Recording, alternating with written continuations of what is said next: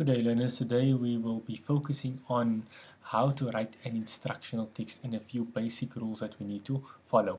So firstly, what are instructional text and what important points will assist us in writing an instructional text? The first one, an instructional text is a type of text that focuses on a step-by-step method which explains how to make or how to do something. Then secondly, they will use imperative verbs at the start of each sentence or command verb, and then also your steps need to be in the correct order. Right, so a very basic instructional text type is a recipe, and today we will be making gingerbread men. Right, so first things first, you need to indicate your ingredients. Right, so there are your ingredients, and you'll notice that they are in point form. List all your ingredients that you require in your recipe.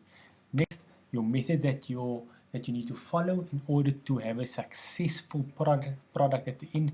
Make sure that you number them so that the person that is following your recipe knows which step to follow first. Right, and you will notice that at the start of every sentence, they will all start with an imperative verb or a command verb. For example, beat the sugar, sieve the flour, knead the mixture into a dough, place it into the fridge. Those are all command verbs, right? And then you end off, roll out the dough, cut out the dough into a shape of a gingerbread man, bake it in the oven, and then decorate it with icing and enjoy before they run away.